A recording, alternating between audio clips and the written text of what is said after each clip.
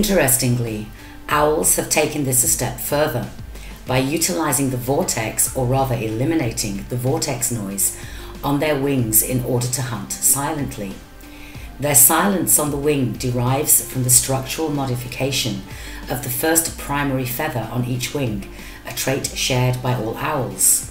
The forward edge of the feather is serrated rather than smooth, which has the effect of disrupting the flow of air over the wing in flight and eliminating the vortex noise created by airflow over a smooth surface. Thus equipped, owls arrive upon their prey without a sound. What's more, these majestic beings are able to locate even faint sounds with remarkable accuracy. Barn owls can locate and capture prey by sound alone. The barn owl's sensitive hearing is enhanced by its facial ruff, a concave surface of stiff, dark-tipped feathers. The ruff functions as a reflector, channeling sounds into the ears. Once a sound is detected, the owl orients towards it and accurately pinpoints its location to within 1.5 degrees in both horizontal and vertical planes. This got me thinking about the concaves found in the Great Pyramid. You know, the ones that are not advertised much or talked about much or even documented much. So I decided to do a quick search on how concaves affect sound. This is what I found. When sound is reflected from a concave surface, the geometry of the surface will force the energy to concentrate by focusing the energy. Focusing can cause high sound pressure levels, sound coloration, or an echo. It's quite complicated and I'm not going to go into detail here. I only stumbled across this over a telephone conversation with a friend yesterday morning who just happened to witness an owl flying by. Something, as she said, that happens very rarely where she lives. And we then got to talking about how owls are silent in flight. For anyone who is interested, however, in looking into this further, I will provide the links below to some interesting documents and articles that cover concaves and sound in much more detail. I will say this though, from what I have read, this side of acoustics is very complex and not entirely understood even today. Yet it seems the ancients may have not only implemented this for a specific reason, but also harnessed it. The body's chakra points have always been regarded by ancient cultures as spinning energy vortices.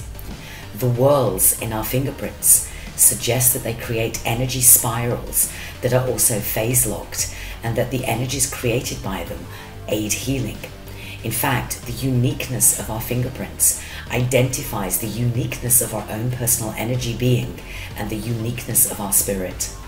Our DNA double helix spiral is also a demonstration of a scalar wave energy structure, and the molecules within the DNA are transmitters and receivers of scalar wave information in the form of sound and light. Traveling faster than the speed of light, superluminal, scalar waves are not only electromagnetic, but composed of pure zero-point energy. They also have the potential to be used as a power source. So scalar waves can be used for communication, energy, and other applications. It is a sad reflection on our present-day society that the great benefits that scalar energy could provide every human being on the planet have been sequestered for military use. HAARP, or the High Frequency Active Auroral Research Program, is one such application of scalar energy, but one that is being used in doubtful ways, such as triggering powerful meteorological or geological phenomena anywhere around the world, partly for so-called military purposes. The Missile Shield Program also harnesses scalar energy to project high-intensity sound to any distant location without losing its intensity. A whole network of antennae placed around the world are employed to direct scalar energy in specific directions to specific locations, but again for military purposes.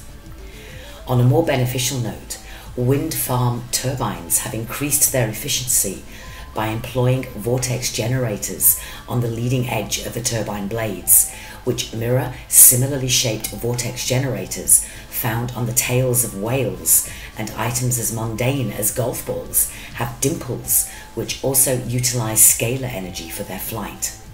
Small aircraft also employ vortex generators on the tops of their wings to improve flight performance. It seems that for the last 2 millennia or so, we have lost the truth that the ancients knew. Stonehenge, the pyramids, and countless similar artifacts show that in their gargantuan construction, which would be difficult if not impossible to replicate, even using today's conventional technology, those that created them were employing very advanced technologies. It is also clear that their creators used cosmological and geophysical geometry when siting them, and also in the nuances of their design. When a Tesla coil was placed at the center of the Great Pyramid at Giza, a Curlian photograph showed a double helix column of coiling energy emanating from its apex with laser-like coherence. Could it be that our ancient cultures were well versed in the notion of scalar energy, and only now are we beginning to rediscover this amazing phenomenon? Clearly, a period of time has passed in human development in which this crucial knowledge has been denied us. The flower of life contains only 2 shapes, circles and hexagons. These are the only 2 shapes that show themselves to us in scalar wave phenomena, and one is the cause of the other, and so mutually dependent upon each other. In scalar waves, it is these 2 aspects that act in phase-locked resonance to create all things. Research physicist John Michael Mallon describes with elegant simplicity the science of scalar waves and scalar energy, the energy that underlies the healing technologies that will replace the failed pharmaceutical drug-based medicine of the last century. So what happened to this? Was this buried too? By utilizing scalar wave mechanics to communicate with the immune system, a revolutionary shift in health and wellness is attainable.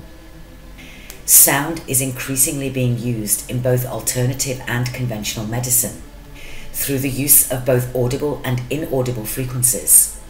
Frequencies above 20,000 Hz are referred to as ultrasonic, and frequencies below 20 Hz are referred to as infrasonic. Anything in between is audible. The human body is wired to be exquisitely sensitive to sound.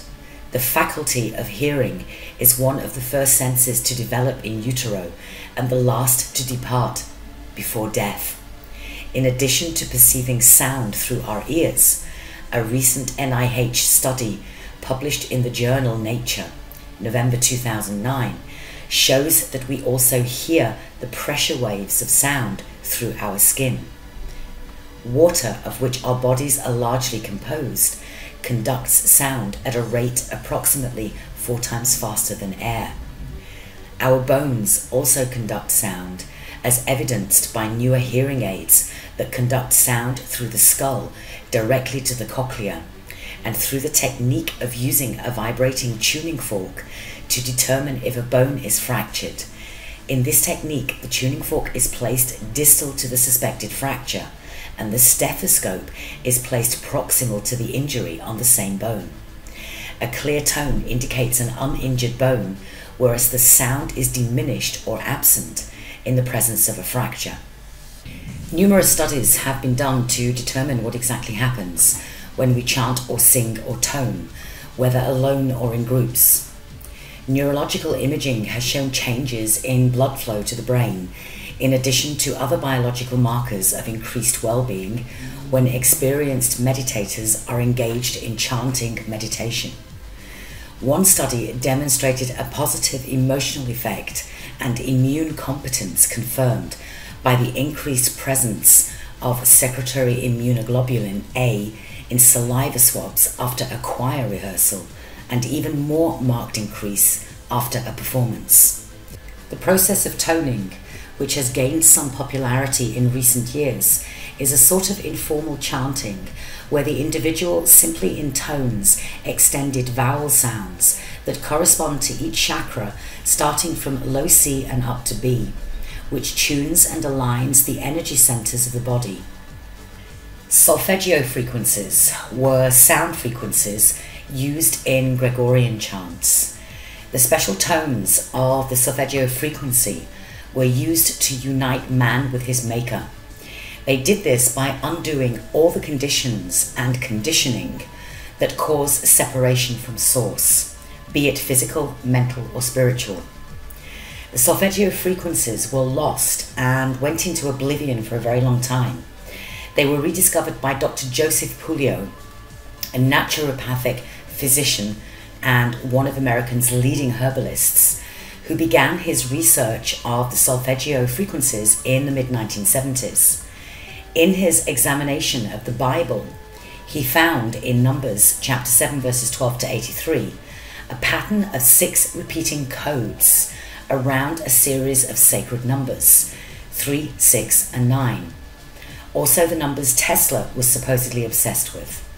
When he deciphered these using the ancient Pythagorean method of reducing the verse numbers to their single-digit integers, the codes revealed a series of 6 electromagnetic sound frequencies that correspond to the 6 missing tones of the ancient solfeggio scale. The solfeggio frequencies contain the 6 pure tonal notes that were once used to make up the ancient musical scale until it has been presumed they were altered by the Catholic Church and Pope Gregory I, who served from 590 to 604 AD. The Church claims that they have lost 152 of these amazing ancient Gregorian chants, but more than likely they have been purposely locked away in the bowels of the Vatican archives. One of those sacred chants, however, known as the Hymn to St. John the Baptist, has re-emerged. It has become known as the most inspirational hymn ever written and features all 6 solfeggio notes. These are the solfeggio frequencies. Ut, 396 Hz, liberating guilt and fear. Re, 417 Hz, undoing situations and facilitating change.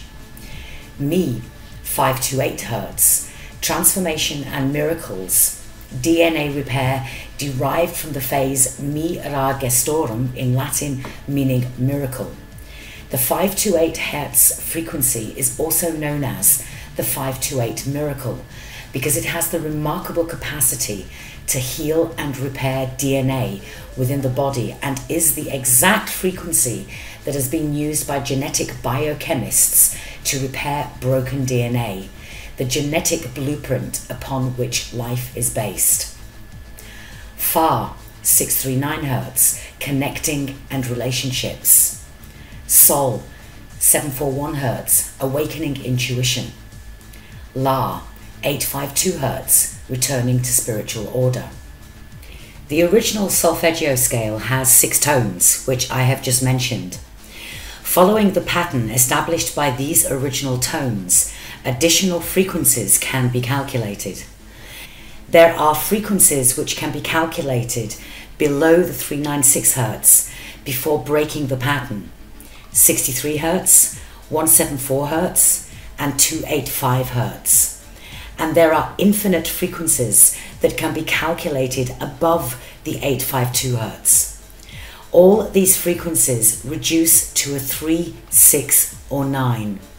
The solfeggio 369 sequence also surprisingly applies to angel numbers.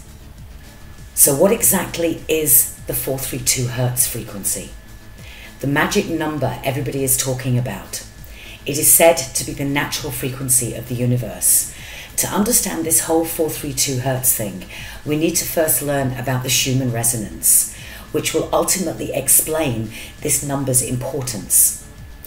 The Earth's electrical Hertz frequency heartbeat is referred to as the Earth's Schumann resonance.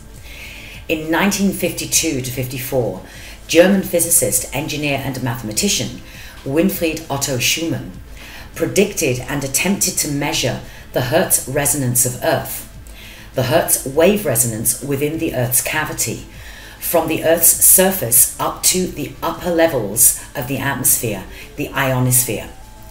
Whilst it wasn't until the early 1960s that accurate measurements could be calculated, nonetheless, today the measurements are called Schumann resonance frequencies. The Schumann resonance, the electromagnetic wave frequency between Earth's surface and the ionosphere, is generated and excited by lightning. On Earth today, the Schumann resonance is tracked by monitors placed at research stations around the world, and the recorded Hertz frequencies at every station vary day to day and vary according to their location. The resting state of Earth's heartbeat is 7.83 Hertz, and scientists hypothesize that this resonant frequency has remained this way for thousands of years. This biological frequency represents the threshold between our theta alpha brainwaves and supports homeostasis of all life forms within Earth's biosphere. When astronauts are in outer space, spacecraft now simulate the 7.83 Hertz frequency to support the healthy physical, emotional and mental states of space travelers. Now 432 Hertz resonates with the frequency of 8 Hertz, and here's how. On the musical scale, if we take 8 Hertz as our starting point and work upwards by 5 octaves, we reach a frequency of 256 Hertz, where the note A within this scale has a frequency of 432 Hertz.